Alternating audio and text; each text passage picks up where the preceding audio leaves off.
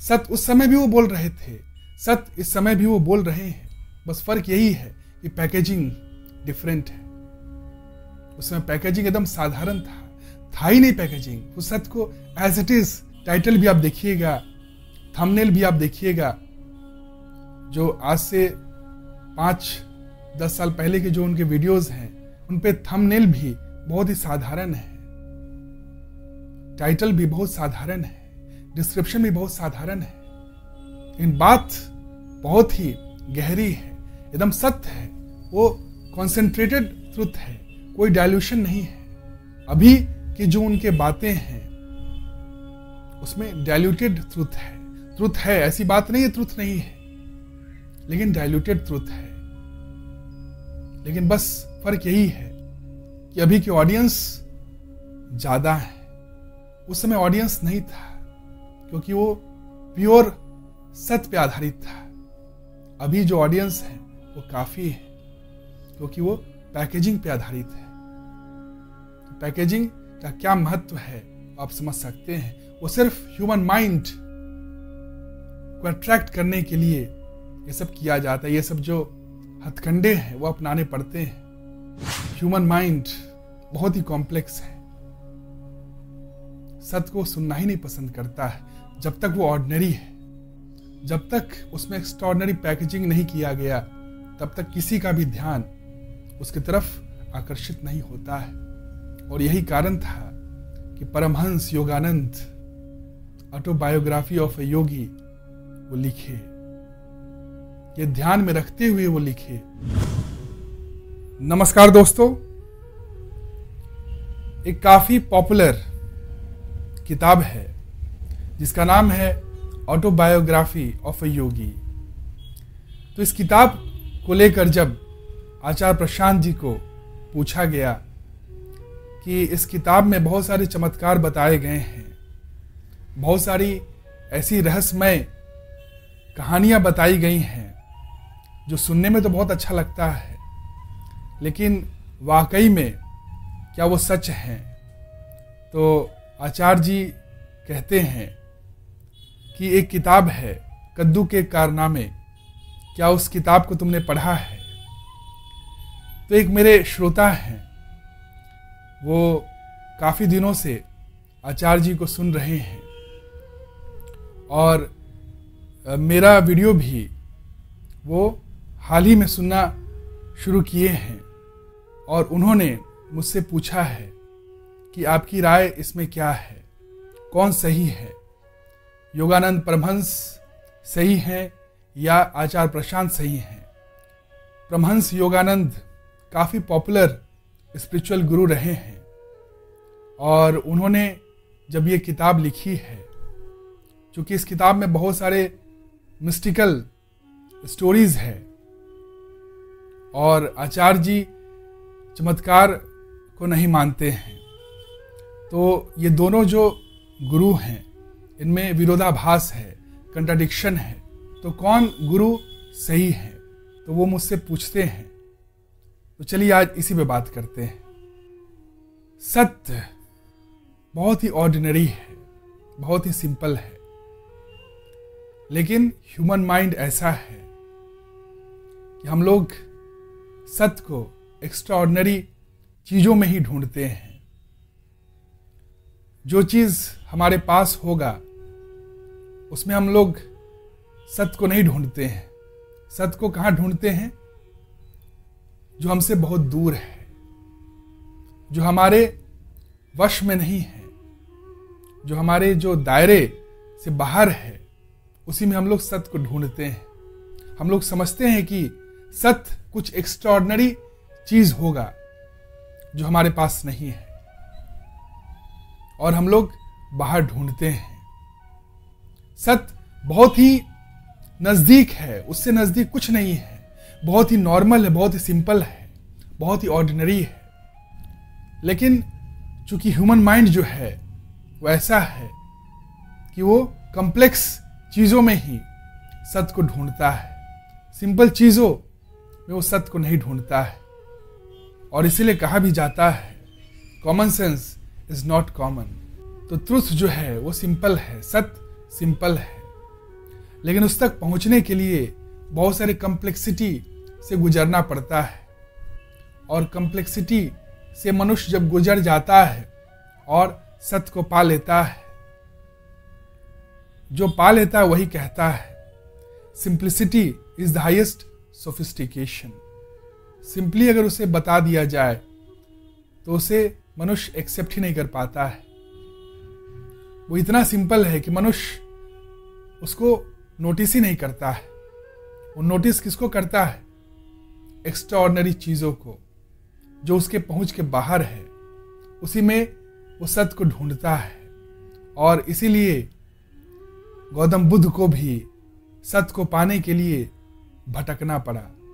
और जब वो सत्य को पा लिए, जब इतना भटके, इतना मेडिटेशन किए, इतने गुरुओं का संग किए, ध्यान किए, सब कुछ किए, फिर भी जब उन्हें सत्य नहीं मिला तो वो एक पेड़ के नीचे जाकर शांति से बैठ गए। उस शांति अवस्था में ही उन्हें एकाएक रियलाइज हुआ, उसी क्षण उन्हें ये रियलाइज हुआ कि ये भटका कौन रहा है। ये जो सवाल के पीछे मैं भाग रहा हूं, ये सवाल पूछ कौन रहा है, इस सवाल का कारण कौन है। और तभी उन्हें आत्मबोध हो जाता है। तो क्या भटकना व्यर्थ था? नहीं, भटकना व्यर्थ नहीं था। अगर नहीं भटकते तो ये सवाल भी नहीं आता कि ये सवाल कौन पूछ रहा है। सवाल पूछते, खोजते और जानते जानते हम कहां तक आ गए। सवाल पूछ कौन रहा है, सवाल पूछ कौन रहा है, इसको जानकर ही मनुष्य सत्य को प्राप्त कर लेता है। लेकिन ये जो सवाल है ये तुरंत आ ही नहीं सकता है। इस सवाल में ही सारे सवालों का जवाब है। लेकिन ये सवाल तक पहुंचने के लिए भटकना पड़ता है। मन का जो खेल है बहुत ही निराला है। मन बहुत ही भटकाता है। ये सारा जो खेल है ये मन का ही है। जिसने अपने मन को नियंत्रित कर लिया, जिसने अपने मन को चेला बना लिया, वही असल में गुरु है, वही असल में बुद्ध है। मन इतना चंचल है कि इसको समझने के लिए एक छोटा सा एग्जाम्पल लेते हैं। कहानी के तौर पे एक व्यक्ति था, वो बहुत ही थका हुआ था और थके हारे वो एक पेड़ के नीचे जाकर बैठ जाता है। वो पेड़ कल्प वृक्ष था, जहां पे बस आप विचार करो किसी भी चीज का और वो चीज आपके सामने आ जाता था। तो वो जब व्यक्ति पेड़ के नीचे बैठा हुआ था, उसे प्यास लगी तो मन में पानी का विचार आया और पानी तुरंत वहां प्रकट हो गया। उसने पानी पिया। फिर कुछ देर बाद उसे भूख लगी तो उसके मन में खाने का विचार आया। तुरंत खाना प्रकट हो गया, वो खाना भी खा लिया। फिर कुछ देर बाद उसे नींद लगी तो उसके मन में एक बेड, बिस्तर का विचार आया। तुरंत एक बहुत अच्छा आरामदायक बिस्तर प्रकट हो गया और वो बहुत अच्छे से आराम करता उस बिस्तर पे। फिर जब वो उठता है सोकर, तब उसे ये ख्याल आता है, उसके मन में ये ख्याल उठता है कि इस वृक्ष में क्या है। मैं जो भी मांग रहा हूं, जो भी मेरे मन में चल रहा है, वो प्रकट हो जाता है। ये वृक्ष तो बहुत मायावी है, लगता है यहां पे कोई भूत प्रेत का साया है। बस ये विचार आना था और भूत प्रकट हो जाता है। वो भागते भागते हार्ट अटैक में मर जाता है। तो कहने का अर्थ ये है कि मन इतना नचाता है मनुष्य को, इतना भटकाता है कि मनुष्य उस भटकाव में ही फंसा का फंसा रह जाता है। उसे जो कुछ मिल जाता है उसमें वो कमी ढूंढने लगता है, उसे और चाहिए होता है। कितना भी उसे मिल जाए उसमें वो संतुष्टि पा ही नहीं सकता है, उसमें वो सत्य पा ही नहीं सकता है। वो सत्य को और दूर देखता है, अपने से दूर देखता है सत्य को, और यही उसे भटकाता है। काफी दूर जाना पड़ता है ये समझने के लिए कि सबसे नजदीक कौन है। तो सत्य सबसे नजदीक है, लेकिन सत्य तक पहुंचने के लिए बहुत दूर तक निकलना पड़ता है, बहुत दूर भटकना पड़ता है। सत्य ऐसे मिल ही नहीं पाता है, क्योंकि जो माइंड है, ह्यूमन माइंड है, वो ऐसा ही वर्क करता है। जो उसके पास होता है वो उसके लिए तुच्छ हो जाता है, इनवैल्यूएबल हो जाता है, कोई कद्र नहीं होता है। उसमें वो तरह तरह की कमी निकालेगा, और जो दूर होगा उसमें तरह तरह के खूबी निकालेगा। मनुष्य का जो माइंड है वो ऐसा ही है, वो एक्स्ट्राऑर्डिनरी चीजों में उलझा रहता है। और एक्स्ट्राऑर्डिनरी क्या है? जो उसके पहुंच के बाहर है। बुद्ध जब इस सत्य को जाने तब उन्हें बोध हुआ, ये जो सत्य है, ये जब वो नहीं जानते थे सत्य के बारे में, तब भी उनके पास ही था। उनसे वो दूर कभी गया ही नहीं था। वही उस पर कभी ध्यान दिए नहीं, वो अननोटिस रह गया। लेकिन ऐसा नहीं था कि जब वो सत्य को नहीं जानते थे तो वो सत्य उनके पास नहीं था। उस समय भी सत्य उनके साथ ही था, बस वो सत्य के साथ नहीं थे। उनको ये रियलाइजेशन नहीं था। वो सत्य को अपने से दूर कहीं बाहर ढूंढ रहे थे, जंगलों में, कुछ ऐसा एक्स्ट्राऑर्डिनरी चमत्कारों में,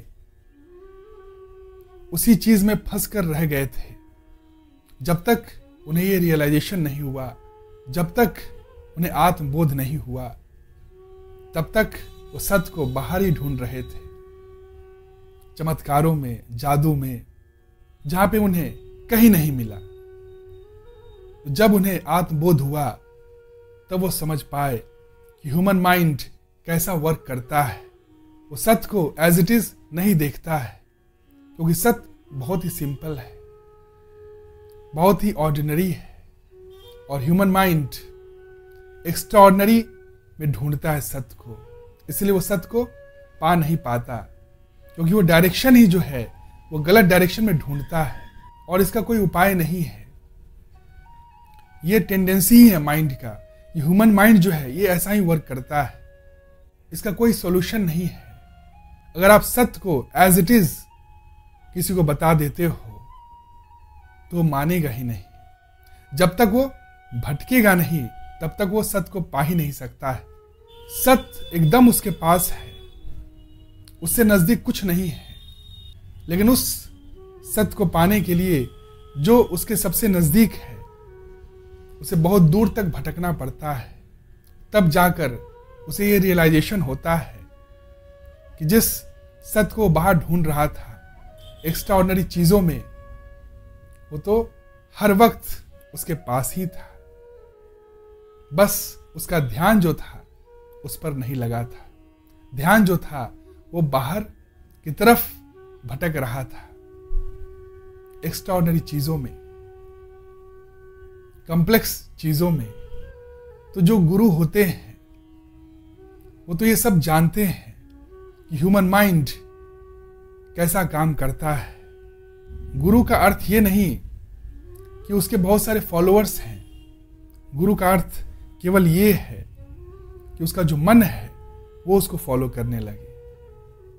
जो अपने मन को चेला बना लिया, शिष्य बना लिया, जो अपने मन के परे चला गया, वही असली मायने में गुरु है।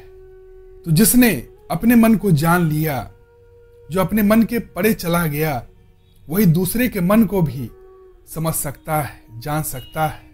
और इसीलिए ये जो गुरु होते हैं वो सत्य को एज इट इज नहीं बताते हैं, क्योंकि वो जानते हैं कि जो ह्यूमन माइंड है वो ऑर्डिनरी चीजों को अननोटिस कर देता है। उसे तो कोई सुपर ह्यूमन चाहिए, वो ह्यूमन में बिलीव नहीं करता है। उसका माइंड सुपर ह्यूमन की खोज में रहता है कि कुछ चमत्कार हो, कुछ एक्स्ट्राऑर्डिनरी चीज हो, उसी में वो सत्य को ढूंढता है। और यही कारण था कि महर्षि वाल्मीकि और वेद व्यास, जो ये दो महाकाव्य महाभारत और रामायण की जो रचना किए, इसमें बहुत सारे जो कहानियां हैं उसमें बहुत सारे चमत्कारी कहानियां जड़ दिए, उसमें इफेक्ट्स डाले, उसमें सत्य भी है लेकिन उस सत्य को एज इट इज नहीं बताए, उसको रैप किए, पैकेजिंग किए। किसमें? चमत्कारी स्टोरी में। बहुत सारे ऐसा स्टोरी है जो सुनने में बहुत अच्छा लगता है, इंटरटेनिंग लगता है, ह्यूमन माइंड को वो बहुत अच्छा लगता है और ह्यूमन माइंड तुरंत उससे कनेक्ट हो जाता है। सत्य को एज इट इज अगर बता दिया जाता तो सत्य को सुनने में कोई रुचि नहीं लगता, वो एकदम कड़वी दवा की तरह होता जो बच्चे खाना नहीं पसंद करते हैं। तो जो डॉक्टर होते हैं वो क्या करते हैं, या जो पेरेंट्स होते हैं वो क्या करते हैं, बच्चे को जो पसंद है, जैसे बर्गर पसंद है तो बर्गर में डालकर उस दवा को वो बच्चे को खिलाते हैं ताकि उसी बहाने कम से कम वो दवा खा सके, क्योंकि दवा बहुत कड़वी है लेकिन उसके हेल्थ के लिए वो बहुत ही जरूरी है। ठीक उसी तरह ये जो रामायण और महाभारत महाकाव्य लिखे गए हैं वो ह्यूमन साइकोलॉजी को समझते हुए वो लिखे गए हैं। उसमें जो स्टोरी है, जो कहानियां हैं, वो एज इट इज सत्य नहीं है, इसलिए उसे दर्शन शास्त्र कहा जाता है। उसके भीतर सत्य है लेकिन कहानियां ही सत्य नहीं है। अगर कोई कहानी को ही सत्य मानने लगे तो फिर वो भटक जाता है, तो फिर वो बाहरी जो कवर है उसी में अटक कर रह जाता है, वो कंटेंट तक पहुंच नहीं पाता है। वो कवर जो है वो सिर्फ पैकेजिंग है। पैकेजिंग इंपॉर्टेंट है ताकि वो स्प्रेड हो सके। पैकेजिंग जो है वो उसको फ्लूइड बनाता है, स्प्रेडेबल बनाता है ताकि बहुत लोग तक वो पहुंच सके। और जब वो फैलेगा, स्प्रेड होगा, तभी लोग उसके प्रति आकर्षित होंगे और तभी लोग उसके भीतर घुसेंगे। और जितना वो अंदर घुसते जाएंगे, खोजते जाएंगे, अंततः वो सत्य को भी प्राप्त कर लेंगे। तो जो गुरु होते हैं वो एक डायरेक्शन बताते हैं कि इस तरफ खोजो, इस तरफ सत्य है, और इसके लिए वो पैकेजिंग करते हैं, एक्स्ट्राऑर्डिनरी कहानियां बनाते हैं जो सुनने में बहुत अच्छा लगता है माइंड को, और माइंड तुरंत उससे कनेक्ट हो जाता है। और यही जो साइकोलॉजी है इसको वो उसमें यूज करते हैं। इसको और अच्छे से समझने के लिए एक उदाहरण के तौर पे एक कहानी बताना चाहता हूं। एक आदमी था जिसके 2 बेटे थे। 2 बेटे एकदम नालायक थे, वो कुछ काम नहीं करते थे और चाहते थे कि कुछ ऐसा चमत्कार हो जो उन्हें धनी बना दे, एकाएक धनी बना दे। तो वो चमत्कार के चक्कर में ही लगे रहते थे, भाग्यवादी थे, लॉटरी लेते थे और बार बार लॉटरी लगाते थे। तो आदमी अपने बेटों को लेकर बहुत परेशान था और उन्हें समझ में नहीं आ रहा था कि कैसे अपने दोनों बेटों को सही रास्ते पर लेकर आए। वो सारा हथकंडा अपना लिया था लेकिन कोई भी ट्रिक टेक्निक काम नहीं आ रहा था। तो जब वो मरणासन पे था, जब वो मर रहा था, तो वो दोनों बेटों को बुलाता है और कहता है कि मैंने तुम लोगों के लिए एक खजाना छुपा कर रखा था और वो खजाना आज मैं बता रहा हूं तुम्हें।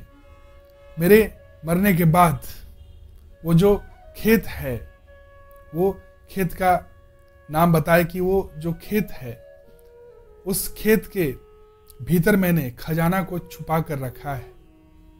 और ये कह के वो मर गए, देह त्याग दिए। तो वो जो दोनों बेटे थे वो खेत पर जाते हैं और खूब खुदाई करते हैं, पूरा खेत खोद डालते हैं।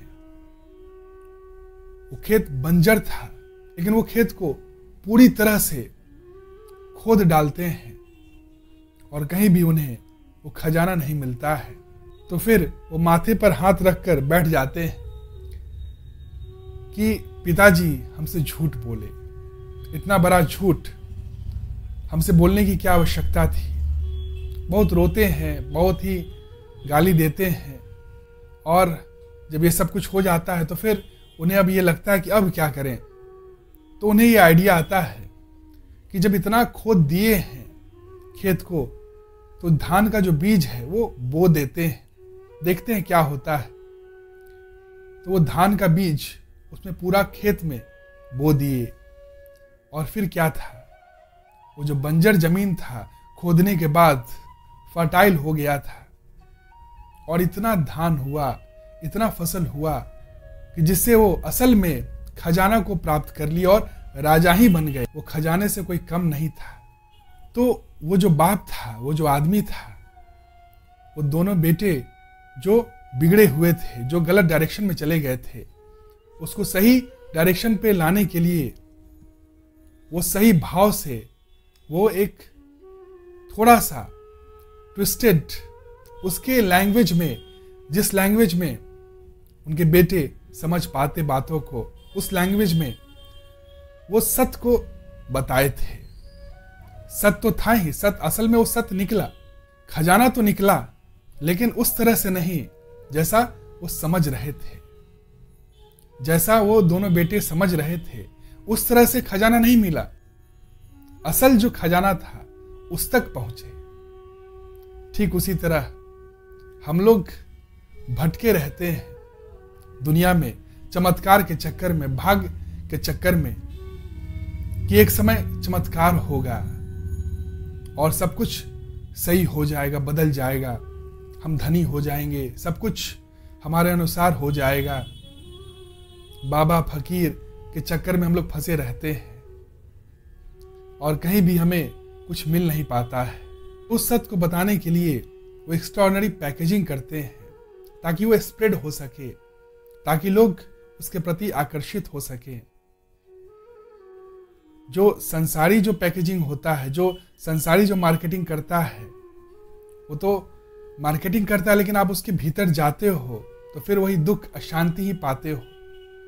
लेकिन जब सन्यासी पैकेजिंग करता है तो उसमें सत्य होता है। अंततः उसके भीतर जो मनुष्य जाता है, कर्म करता है, उसके भीतर जो दिमाग लगाता है, कर्म करता है, अंततः वो सत्य को प्राप्त कर लेता है।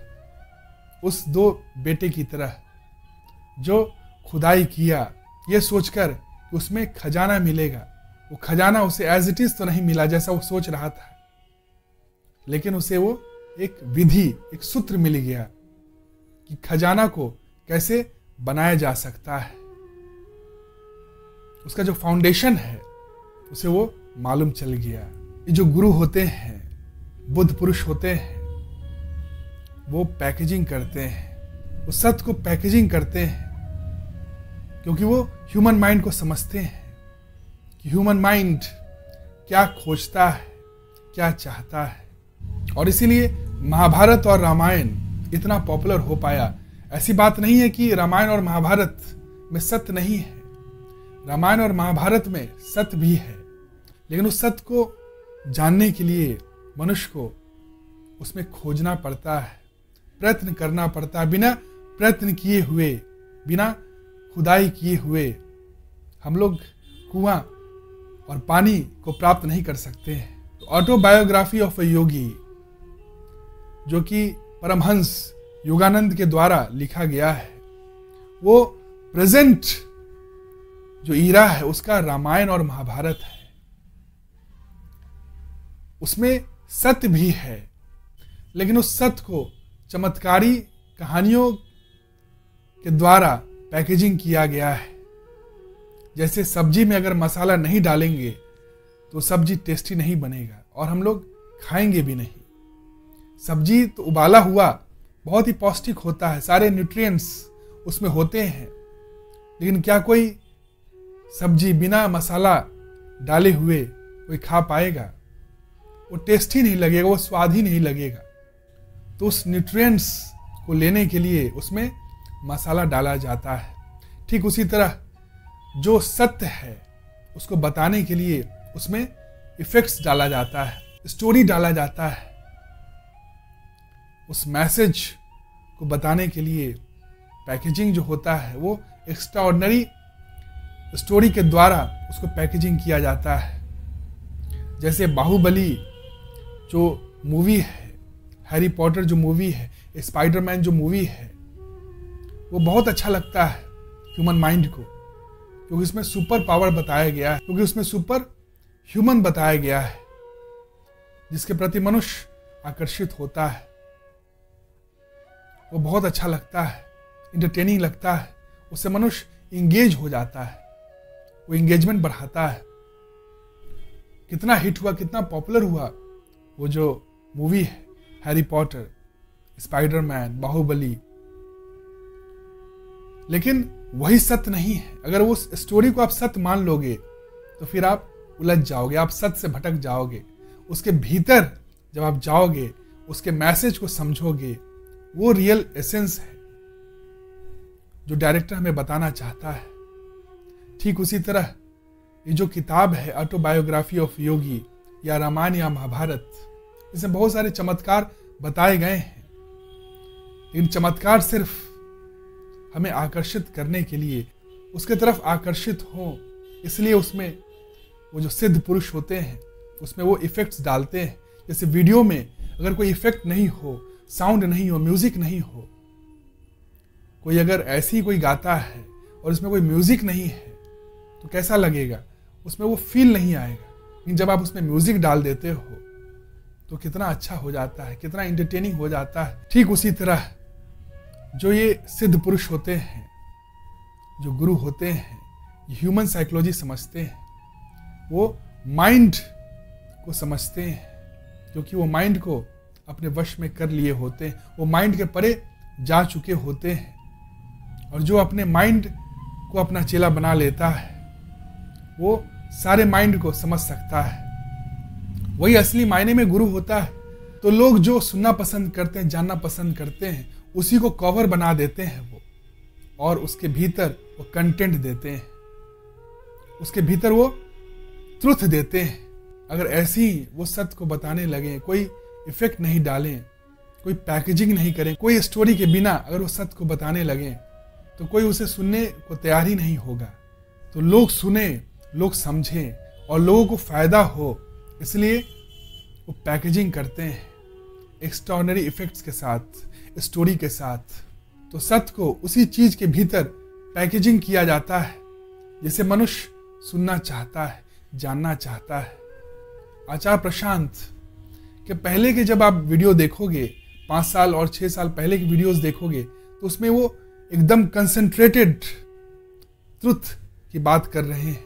उस वक्त जो वो बात करते थे उसमें कोई मिलावट नहीं होता था, कोई बाहरी जो संसारी जो बातें हैं उसमें कम होते थे, और जो प्योर ट्रुथ है, प्योर सत्य है, उसमें वो ज्यादा होते थे। पैकेजिंग भी उतना सही रूप से नहीं होता था। लेकिन जब आप उनके वीडियोस देखोगे, उठाओगे, तो उसमें पैकेजिंग बहुत अच्छे से हो रहे हैं, बहुत सही तरीके से उसमें थंबनेल, डिस्क्रिप्शन उसमें बहुत अच्छे से डाले जा रहे हैं, टाइटल, टैग्स बहुत अच्छे से डाले जा रहे हैं। ये सब क्या पैकेजिंग है।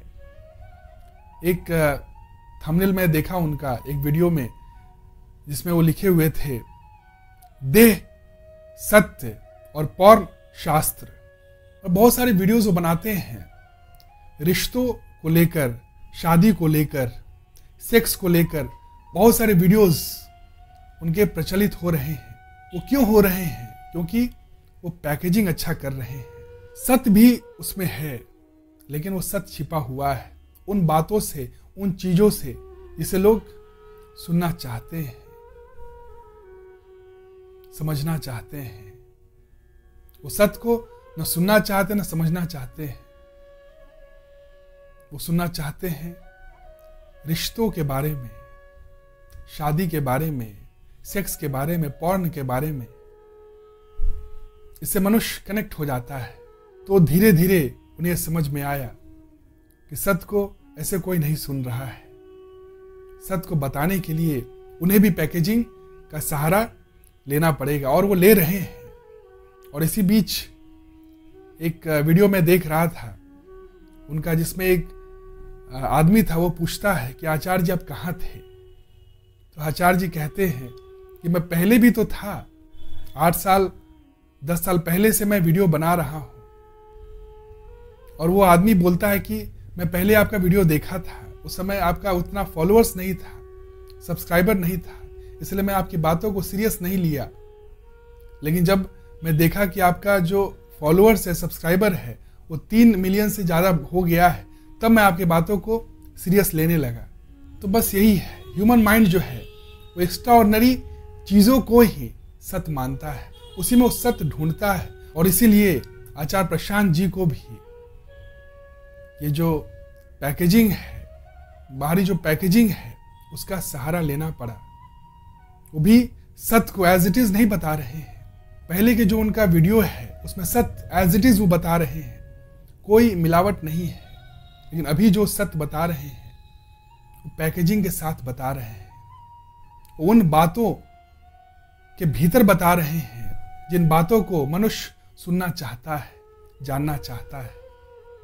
तो ये सही भी है, क्योंकि पहले जो वो बता रहे थे वो यूजफुल नहीं था लोगों के लिए, क्योंकि लोग उसे सुनना पसंद नहीं कर रहे थे। लेकिन अभी जो वो बोल रहे हैं उन्हें लोग ज्यादा सुनना पसंद कर रहे हैं, जानना पसंद कर रहे हैं। सत्य उस समय भी वो बोल रहे थे, सत्य इस समय भी वो बोल रहे हैं। बस फर्क यही है कि पैकेजिंग डिफरेंट है। उसमें पैकेजिंग एकदम साधारण था ही नहीं पैकेजिंग। वो सत्य को एज इट इज, टाइटल भी आप देखिएगा, थंबनेल भी आप देखिएगा, जो आज से 5-10 साल पहले के जो उनके वीडियोस हैं उन पे थंबनेल भी बहुत ही साधारण है, टाइटल भी बहुत साधारण है, डिस्क्रिप्शन भी बहुत साधारण है। लेकिन बात बहुत ही गहरी है, एकदम सत्य है, वो कॉन्सेंट्रेटेड ट्रुथ है, कोई डायल्यूशन नहीं है। अभी की जो उनके बातें हैं उसमें डायल्यूटेड ट्रुथ है। ट्रुथ है, ऐसी बात नहीं है ट्रुथ नहीं है, लेकिन डायल्यूटेड ट्रुथ है। लेकिन बस फर्क यही है कि अभी की ऑडियंस ज्यादा है, उस समय ऑडियंस नहीं था, क्योंकि वो प्योर सत्य पे आधारित था। अभी जो ऑडियंस है वो काफी है, क्योंकि वो पैकेजिंग पे आधारित है। तो पैकेजिंग का क्या महत्व है आप समझ सकते हैं। वो सिर्फ ह्यूमन माइंड को अट्रैक्ट करने के लिए ये सब किया जाता है। ये सब जो हथकंडे हैं वो अपनाने पड़ते हैं। शुरू शुरू में कोई भी गुरु यही समझता है कि सत्य को तो कोई भी अपना लेगा, जिसे भी हम सत्य कहेंगे वो तो तुरंत सुन लेगा और समझ जाएगा। लेकिन ऐसी बात नहीं है। ह्यूमन माइंड बहुत ही कॉम्प्लेक्स है, सत्य को सुनना ही नहीं पसंद करता है जब तक वो ऑर्डिनरी है, जब तक उसमें एक्स्ट्राऑर्डिनरी पैकेजिंग नहीं किया गया, तब तक किसी का भी ध्यान उसकी तरफ आकर्षित नहीं होता है। और यही कारण था कि परमहंस योगानंद ऑटोबायोग्राफी ऑफ ए योगी वो लिखे, ये ध्यान में रखते हुए वो लिखे। और वो किताब बहुत पॉपुलर हुआ, इतना पॉपुलर हुआ कि आप सोच सकते हैं स्टीव जॉब्स जैसे आदमी, जो एप्पल के फाउंडर, जब वो मर रहे थे तब भी वो इस किताब को लोगों में बांट रहे थे। जितने भी कलीग्स, जितने भी टीम मेंबर्स उनके कंपनी में थे, उन सभी को ये जो कॉपी है ऑटोबायोग्राफी ऑफ योगी, वो सबको वो दे रहे थे। आप समझ सकते हैं कि कितना फेमस था ये किताब। और आज भी ये किताब बहुत ही फेमस है। इसका कारण क्या है कि इसमें एक्स्ट्राऑर्डिनरी पैकेजिंग है, आभूषण है, अलंकार है, इफेक्ट्स है। ये जरूरी है। ये वही समझ सकता है जो उस बाप को समझ लिया है। जो अपने दोनों बेटों से परेशान था कि कैसे अपने दोनों बेटों को सही रास्ते पर लाएं। तो यही है। बाकी अगर आपको कोई भी क्वेश्चन हो तो आप बेहिचक कमेंट सेक्शन में पूछ सकते हैं। और अगर वीडियो अच्छा लगे तो लाइक, कमेंट और शेयर जरूर करें ताकि और लोगों तक वीडियो पहुंच सके और लोग भी आपके द्वारा लाभान्वित हो सके। मिलते हैं आपसे फिर कोई नए और गहरे प्रश्नों के साथ नए वीडियो में। तब तक के लिए नमस्कार।